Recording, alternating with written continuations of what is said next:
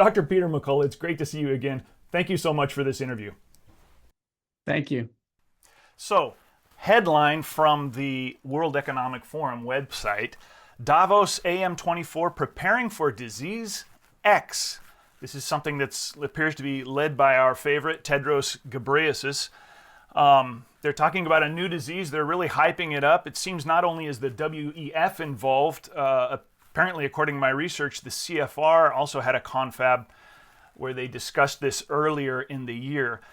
What are they trying to do with this disease X? What's going on here? And what are we being prepared for? Disease X as a term has been in the medical literature going back to some original publications by the WHO in 2017. So disease X is not a real disease. It's a theoretical threat.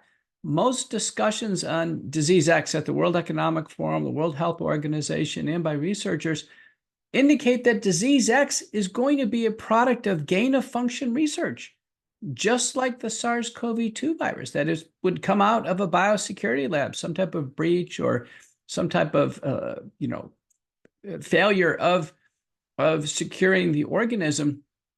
They're talking about gain-of-function research out in the open now, making a virus or a bacteria or fungi more infectious and more invasive and lethal.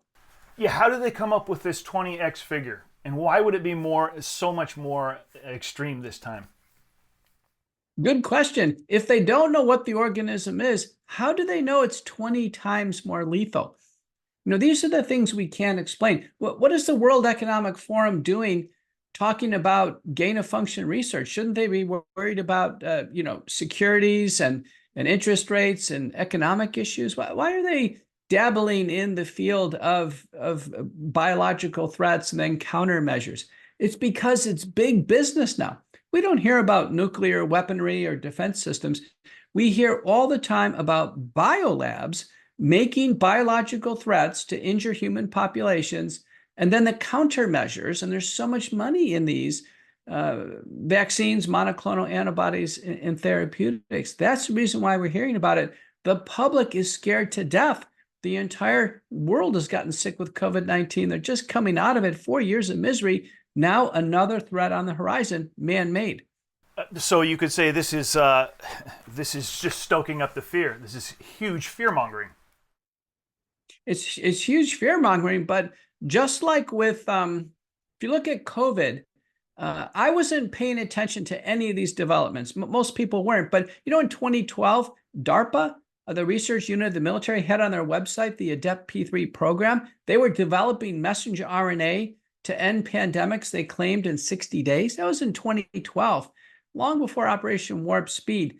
The Johns Hopkins Bloomberg School of Public Health in 2017 held a widely published seminar called the SPARS pandemic.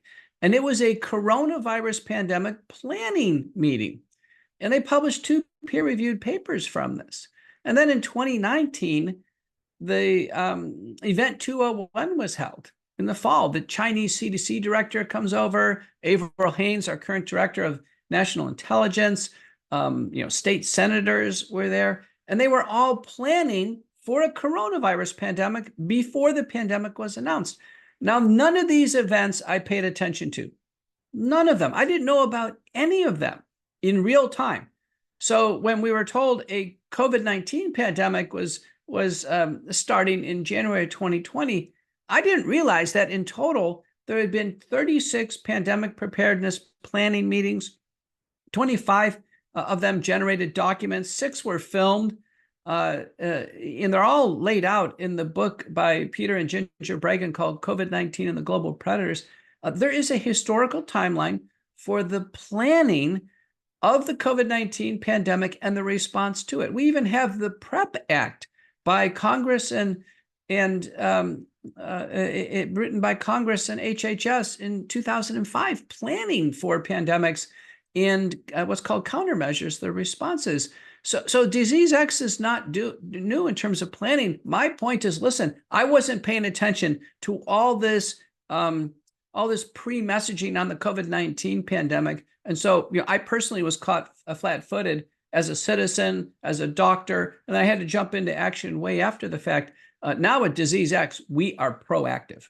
How would you have known? I mean, some people did know. For example, event 2, not many. Later I'm going to mention a German guy who somehow was keyed into all this beforehand. But like if they run an event like Event 201, sponsored by Gates, I mean, does this not get around in the literature? Are white papers not written? Who's invited? Who's not? Why wouldn't a good solid doctor like yourself somehow be made aware of this stuff? It was all out there. You can go on the U.S. military DARPA website from 2012. They announced this messenger RNA program. The Johns Hopkins website published over an 80-page report from the SARS pandemic. And then once the pandemic hit, they actually put out 2 peer-reviewed papers in the medical literature saying, we called it. So, this is wide open messaging. We know vaccine promoter Peter Hotez, he had National Institute of Health grants with the Chinese Fudong University in 2016 and 2017. And guess what? For coronavirus biodefense projects. So all of this was going on. I think the 2 biggest papers I missed, and are very, very important, were published by first author Vineet Menachery. Senior author was Ralph Barrick.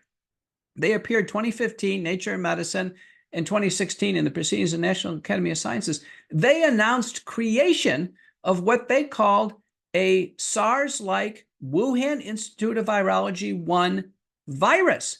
That they actually declared that they had created the COVID-19 virus, the primordial prototypical chimeric virus, and they published it in the peer-reviewed literature. They said it was gain-of-function research, and it was started before the moratorium on federal funding.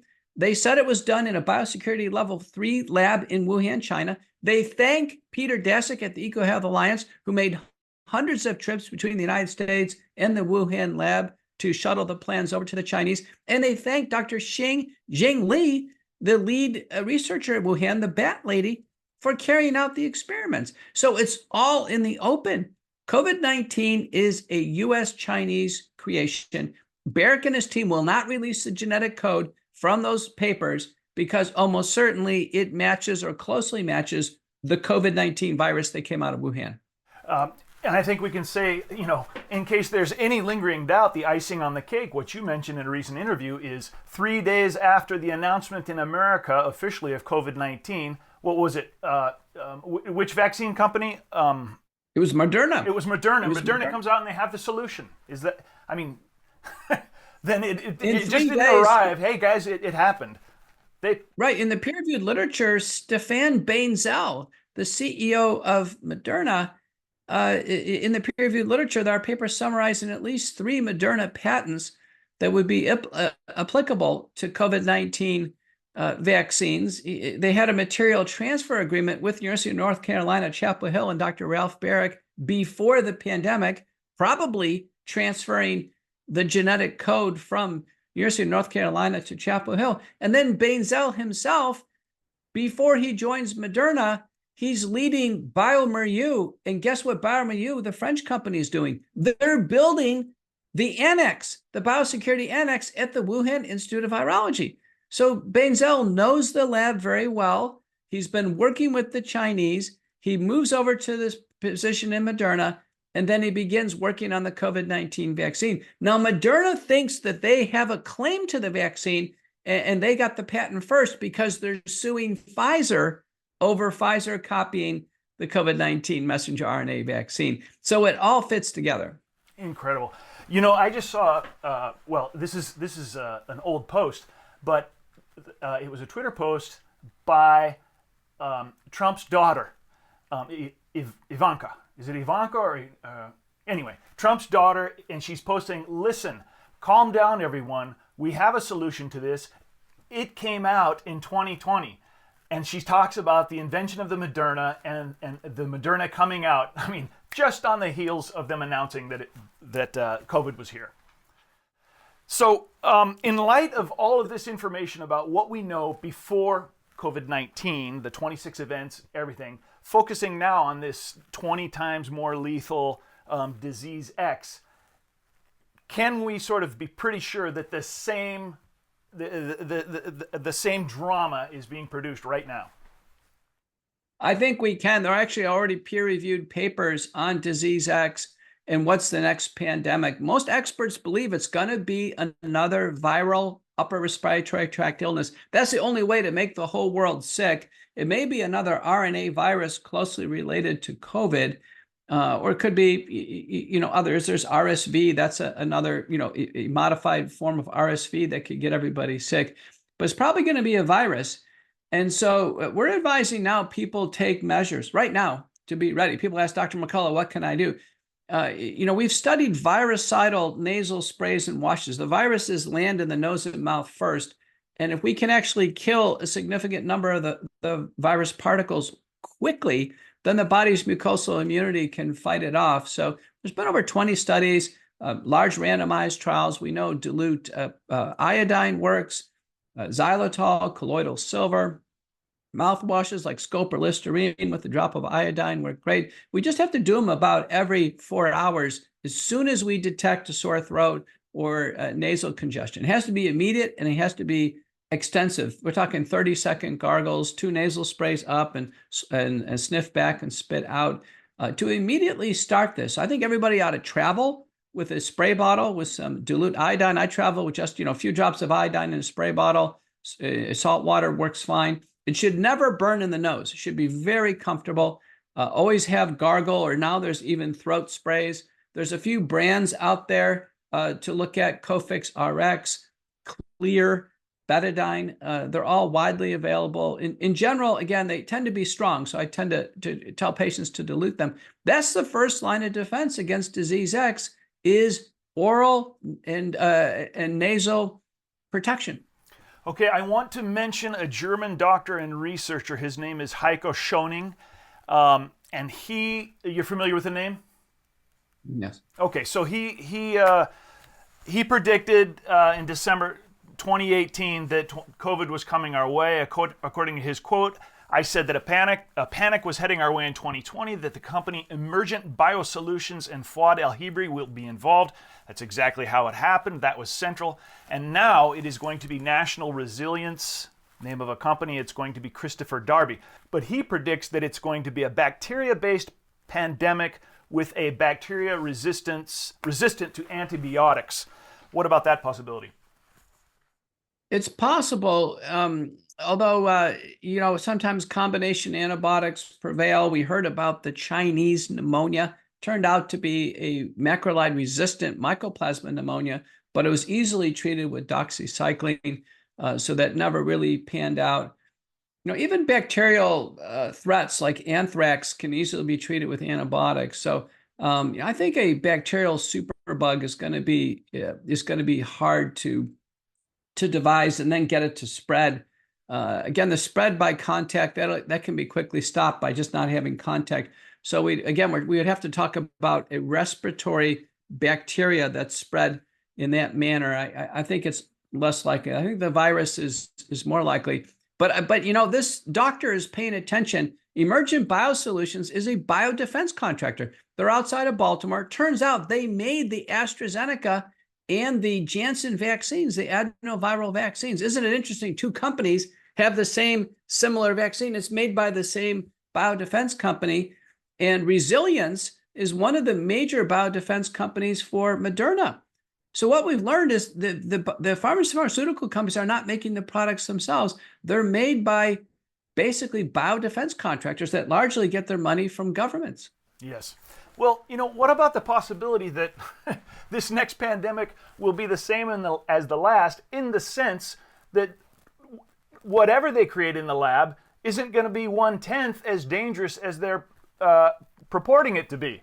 And it'll be something that whatever solution they offer, or anybody offers, maybe your best bet is just to live a healthy life and stay away from the suggested solutions.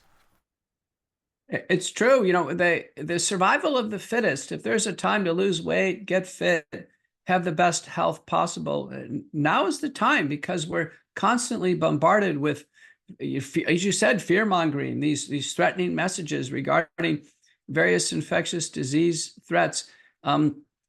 Almost certainly we're looking at a respiratory illness. It just, nothing else is going to spread. We would never have Ebola spread all over the world because it's spread by contact. So it's quickly snuffed out. Even monkeypox. Remember, there was a national monkeypox. It took a tremendous amount of physical contact. And so it largely was down to very intense sexual contact between gay men and bisexual men that largely drove the spread of it.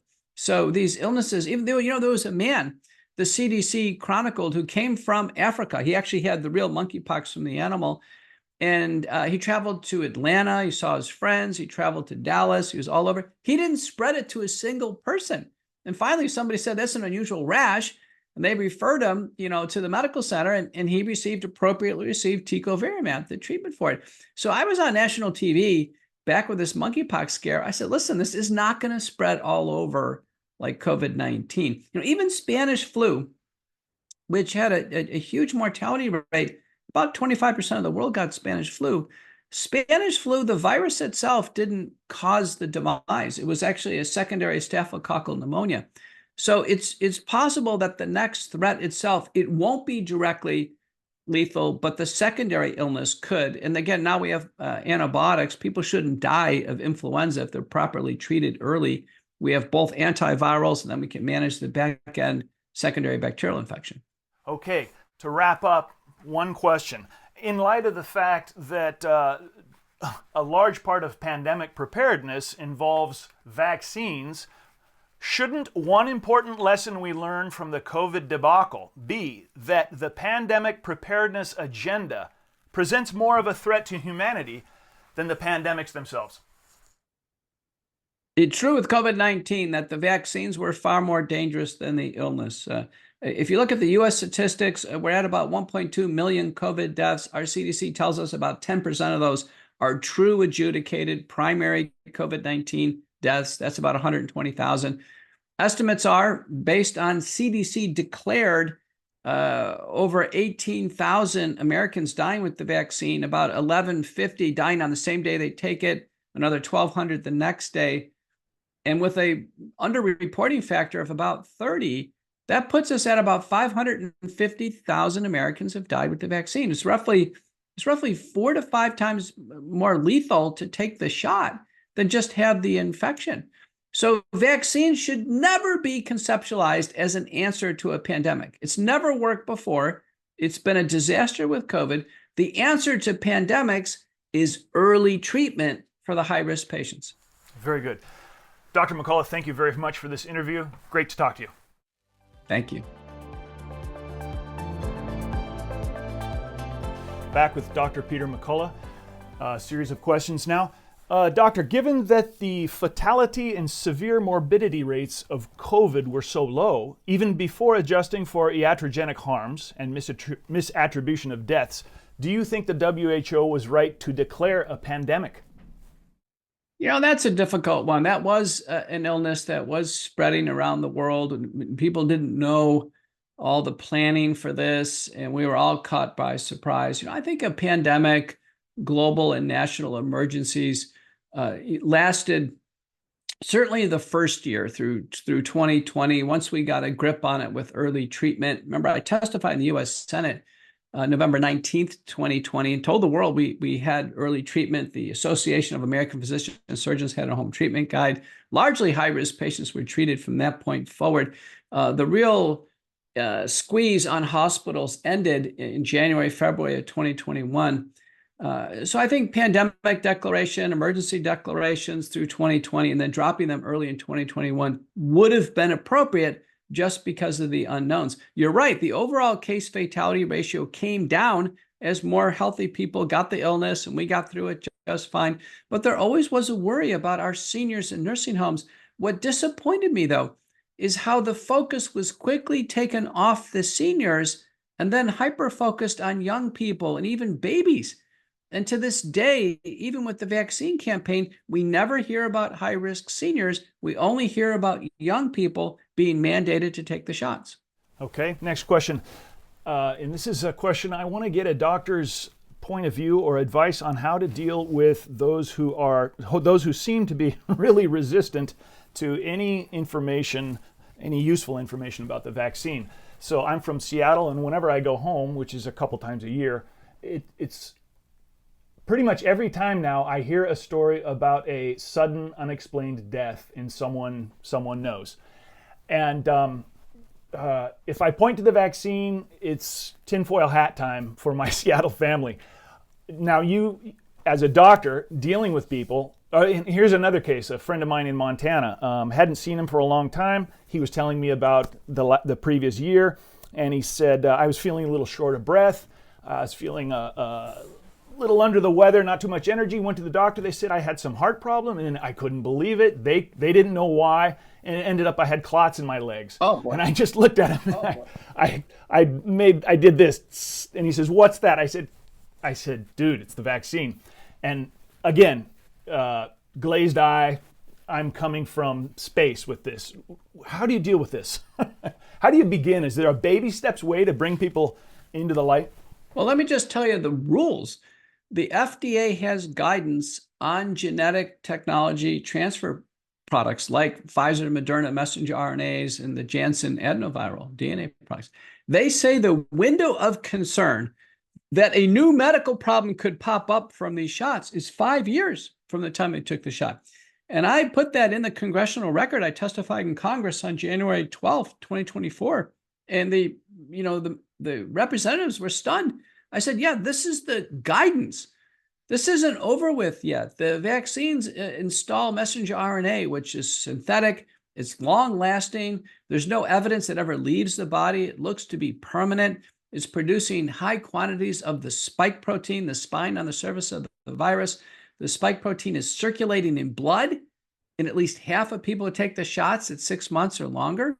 The spike protein directly causes blood clotting.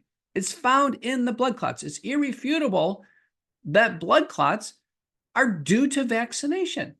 And so as we move forward, the challenges are for people to wake up and ask themselves, what did they do to their bodies?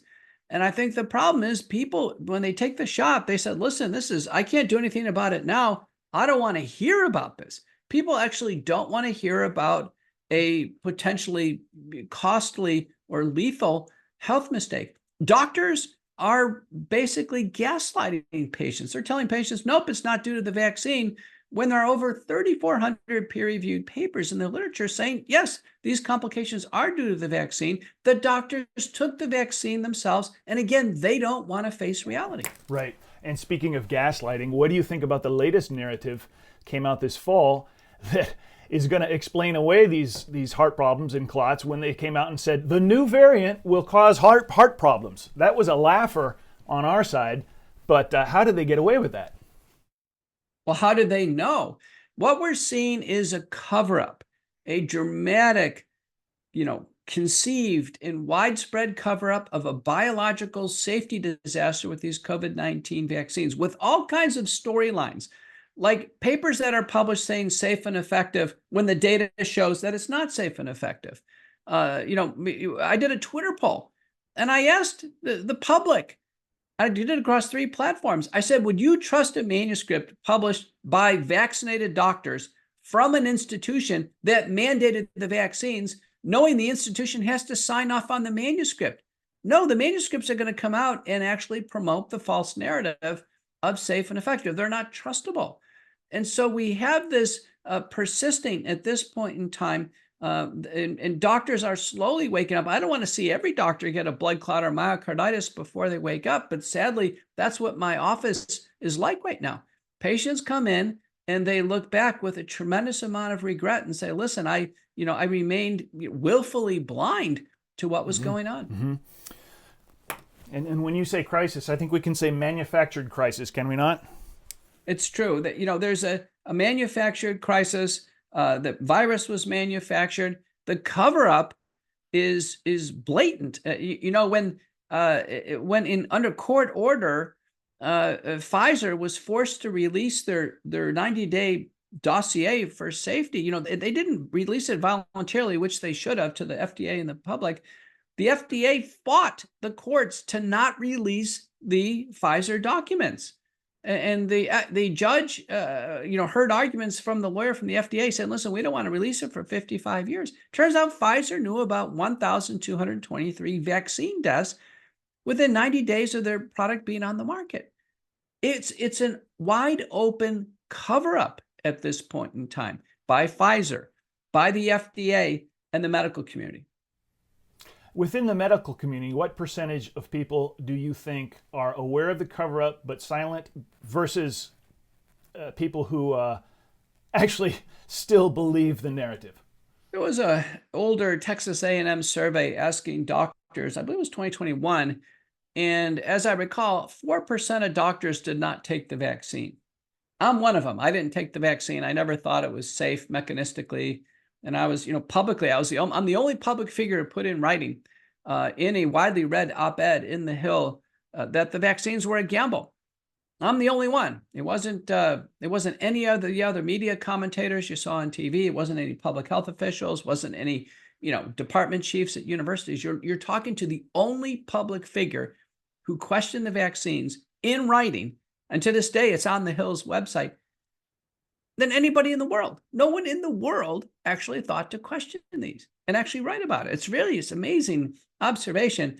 But what we know is that of this 4%, just a tiny number have actually spoken out with great concern that the populations be damaged. So the rest of the 4% is silent. Now, among that 96% who took the shots, I wonder how many really now understand and are no longer taking them. We're not getting any reports on how many vaccines doctors are taking. I did a Twitter poll and I asked the public, I said, do you know anybody at the time who's taken 7 shots? Right now, doctors who are actually following the guidance should be on their 12th shot. But at the time I asked about 7 shots, and I was shocked to find out, I think the answer was about 9% said, yeah, I know somebody. And you know who it was? It was healthcare workers and doctors in Canada. Right. Now, when you say you were the only public figure, maybe there were some doctors out there, not exactly household names and public figures, but kind of became that way when they did make these predictions early on. I've done interviews. I did an interview with Carrie Madej, did one with Andrew Kaufman, and they were waving that red flag quite early on. What's the word? Getting ready for all this. The word escapes me right now. Predicting this. Right. There may have been, an unreferenced video ahead of time, but you'd be hard pressed to find anything, to be honest with you, outside of my editorial. Even others who have testified, in various settings who make the claim, oh, I saw this coming all along. Just check out what they were writing in 2019 and 2020. So, for instance, one person who testified with me in the European Parliament, he said, I saw this coming and the WHO is corrupt, and he went on and on. So I went back and checked out his investment newsletters. And in 2019, no mention of the WHO and the pandemic.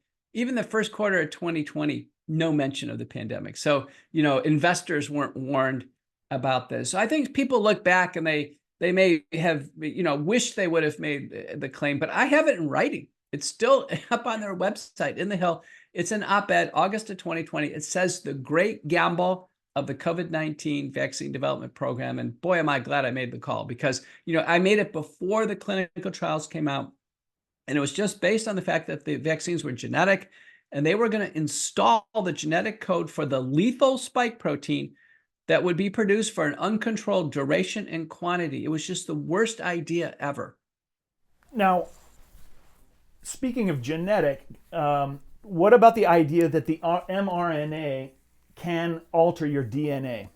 There's been one paper, Marcus Alden, first author, Yang D. Marinis, senior author. They used a human hepatoma cell line. They did show that these rapidly dividing cells took up Pfizer and installed the genetic code, the center portion of it called the amplicon, into human DNA. Now, we don't know what happens from there. Is it edited out? Is it permanently conserved? There is a region of DNA called the HERV region that conserves foreign DNA. About 10% of our DNA, by the way, is not human. It's carried forward. We know that, for instance, whether you get chickenpox or take the vaccine, that there's installation of the varicella zoster virus. The same thing with herpes virus, Epstein-Barr. These are now kind of endogenous parts of our DNA, but it is disturbing to think that people who took the vaccine may have incorporated the reverse code of Pfizer or Moderna into our human DNA, and then they can pass it on to their progeny.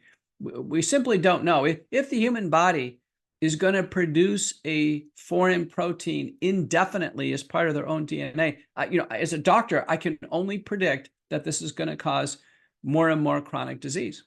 Okay, well, on that note, I do want to reference an article you wrote in April 19th of last year. I'm going to quote you, but there's no doubt that the first use of mRNA on a mass indiscriminate scale has been a disaster with the COVID-19 vaccine campaign. I think you imply in the article that there might be future positive uses of mRNA, but I think it's a little late for a large chunk of the public that isn't going to trust this stuff at all, especially considering that there's possibility of altering the DNA. Oh, for sure. I think the messenger RNA platform now with this disaster has to be suspended. This is messenger RNA, right. This is what we need to know. Is a paper by Lalani and colleagues, British Medical Journal, indicates that the United States has had a love affair with messenger RNA since 1985. The government's invested tens of billions of dollars in this. So has Big Pharma, multiple companies involved. A paper by Lee and colleagues indicates there's 9,000 patents on messenger RNA. And the lead patent assignees are Sanofi, CureVac, BioNTech, and the US government. So I can tell you that this love affair of producing designer proteins easily from genetic code that can be drawn up on a computer screen is just irresistible. Now, if the messenger RNA was coding for a deficient protein like insulin in type 1 diabetes or alpha-galactosidase in Fabry disease, that would be a different story. But to install the code for a lethal protein, I mean, what if we install the code for the staphylococcal toxin, for instance, or enterotoxin? Or you see what I mean? We can't install the genetic code for a dangerous protein and get away with it biologically. It's a disaster. Next question. Many of our German listeners want to know what the zeitgeist is like in America currently. I was just reading a Mark Crispin Miller Substack, and he says, quote, U.S. vax rates dropping overall, U.S. public trusts no scientist or group promoting vaccination. Is this your take, that the public has lost trust in groups promoting vaccination, especially in response to a pandemic?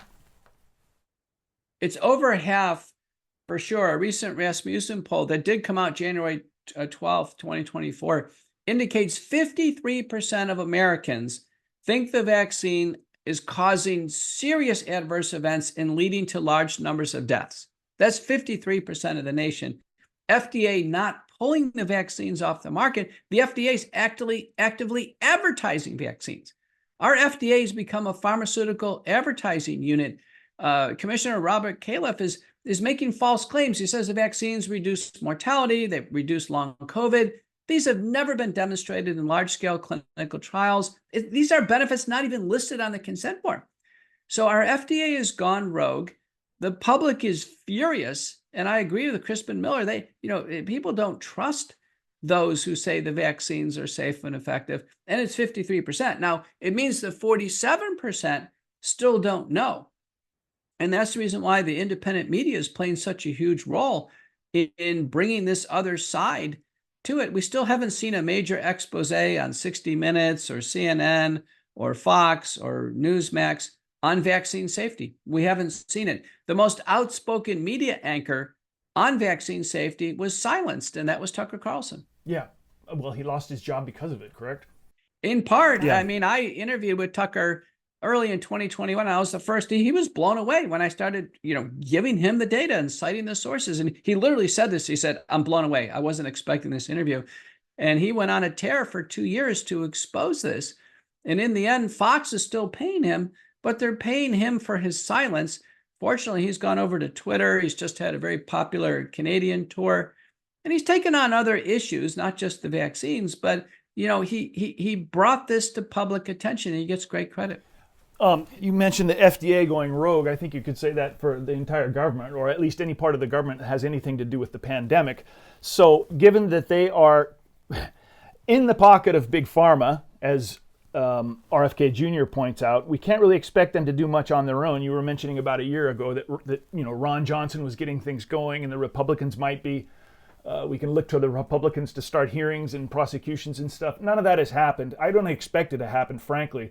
So how? But what you say about 53% of the public being awake on this, is there some watershed moment where enough of the public is fed up and angry that the government starts taking action?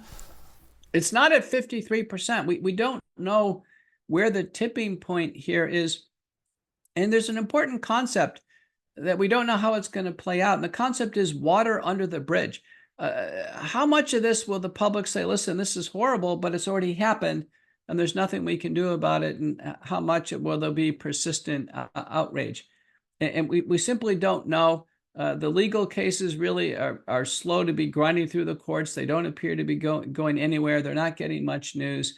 We're down to 3 major presidential candidates, Biden, Trump, and Haley. None of them are mentioning the vaccines as a major issue. Yet when there's an open mic, that's the first question that comes. The first open mic that Trump faced, it was about vaccine deaths. And so, the candidate's not making this a platform. We know Robert F. Kennedy, an independent candidate, is making this and, other issues on the platform. If this doesn't rise to the level of scrutiny for the next commander-in-chief, I think the future certainly could be still dark.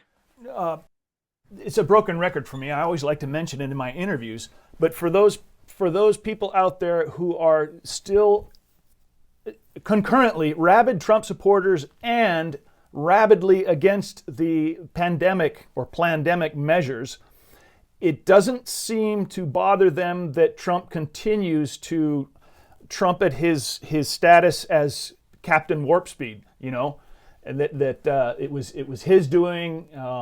We can thank him for it. What do you think about shouldn't there be some cognitive dissonance here? It doesn't reconcile.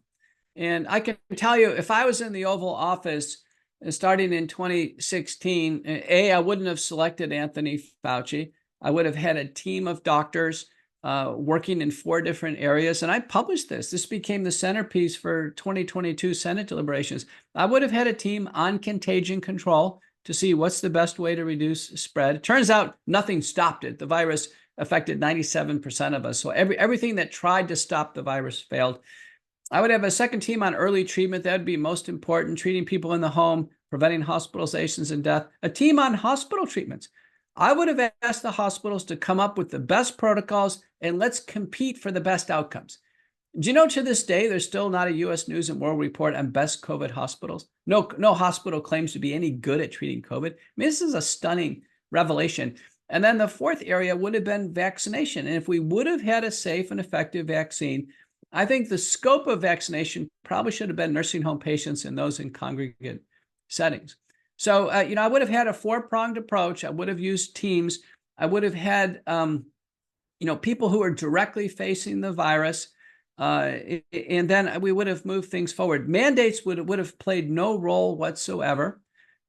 We should have never had government guidelines. Never. The government never leads with an innovation. In medicine, it always comes independently.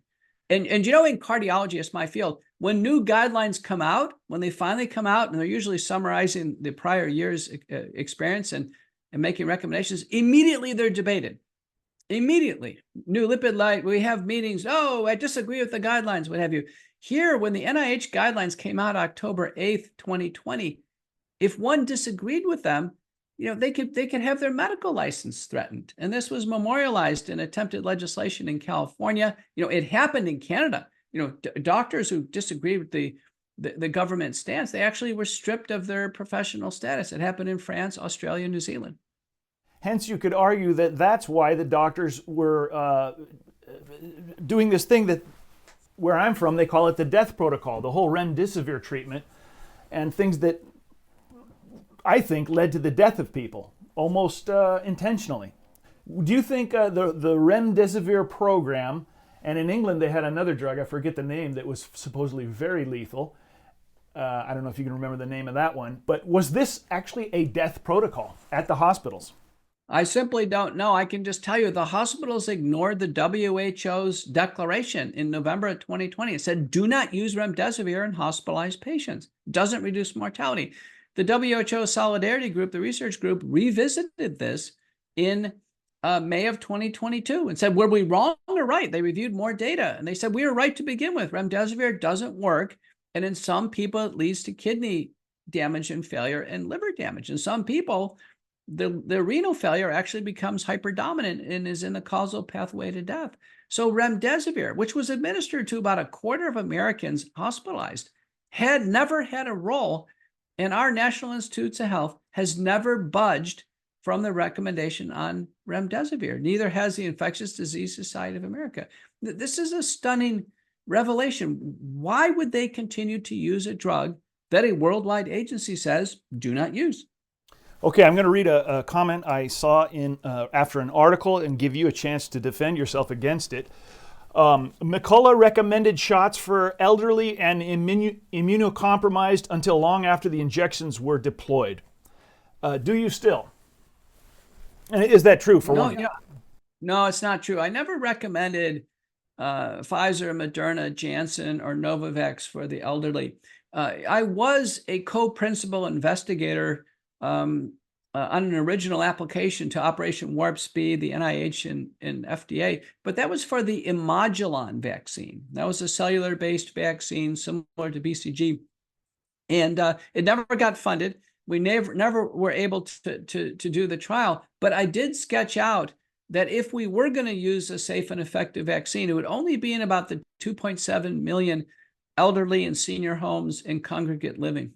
And that was about as far as I went. No, I never supported the vaccines. In fact, I was the first public figure on national TV to say that we shouldn't vaccinate individuals. And I made it very clear as the data came out, at first, listen, nobody under age 50 should take a vaccine, period. Said that on Fox News, Laura Ingraham. Right. At one point you said that that Omicron was kind of like the common cold.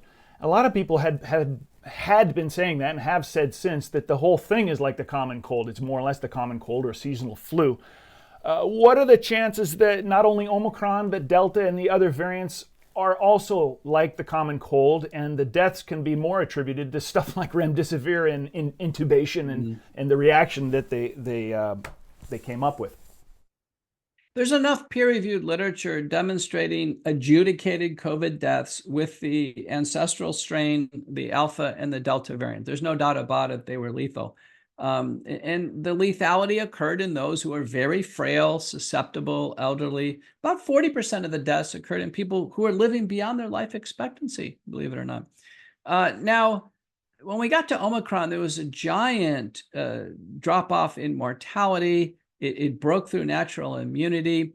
And then an important paper was published in October of 2022 by Chin and colleagues.